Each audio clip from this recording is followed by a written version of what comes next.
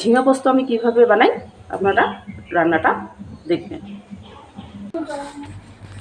নমস্কার বন্ধুরা, আমি আজকে রান্না প্লাস একটু সকাল থেকে যা যা করলাম সেই ভিডিও তুলে ধরলাম। এখানে আমি আজকে রান্না করব ঝিঙে পোস্ত। এই সকালে ঘুম থেকে তুলে ছেলেকে ব্রাশ করিয়ে ওকে দুধ খাইয়ে পড়তে বসালাম। মানে দাদামণি আসবে, দাদামণি এখন পড়াবে। সকালে দাদামণি আসে, এখনও দাদামণি আসেনি, ও পড়তে বসে পড়লো। এখনই দাদামণি আসবে। আর আমি সকালের বাসি কাজ করে চা নিয়ে বসলাম।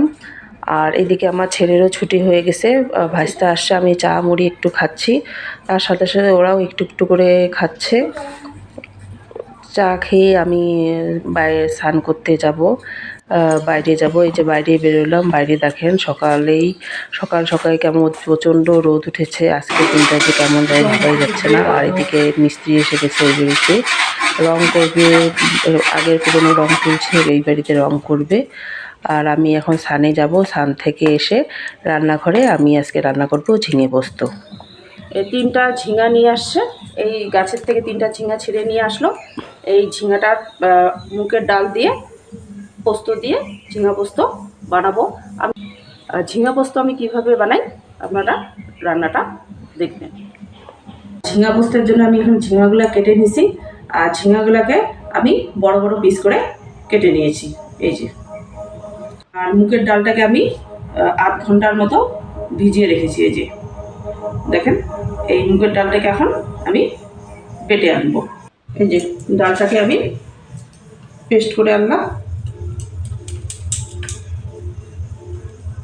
ডালে শুধু হলুদ আর লবণ দেব, অন্য কিছু মশলা দিতে হবে না, শুধু লবণ হলুদ দিয়ে একটু মিক্স করে দেবো।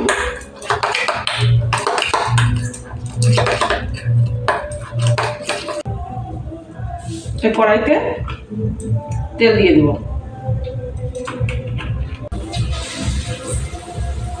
চামচ দিয়ে দিচ্ছি, একটা একটা করে সবগুলো ভেজে দেব।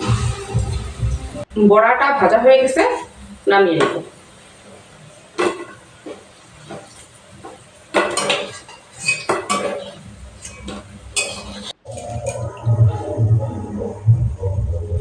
এখানে কাঁচা লঙ্কা ফোড়ন দেব।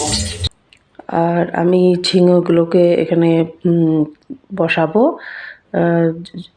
একটু ঘাটবো। ঘেটে এখানে একে একে একটু ভাজা ভাজা করে একে একে লবণ, হলুদ দিয়ে একটু ভেজে নেব। একটু লবণটা কম ছিল, আর একটু লবণ দিয়ে দিলাম। এটা সুন্দর করে ভেজে নেব।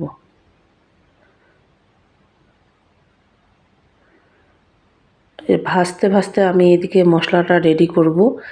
মশলার জন্য 2 চামচ জিরা, গোটা জিরা। আর আমরা গুঁড়া জিরা ব্যবহার করি না, গোটা জিরাটাই পেস্ট করে খাই যে কোনো মশলা।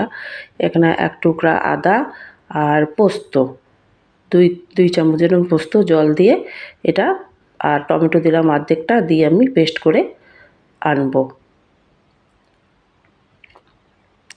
পেস্ট করে এনে এই জায়গায় আমি না মশলাটা, যে সবজিটা ভাজা হয়ে মশলাটা দেওয়া, এই জায়গাটা আমি দেখাতে পারলাম না, তখন ভিডিও অন ছিল না।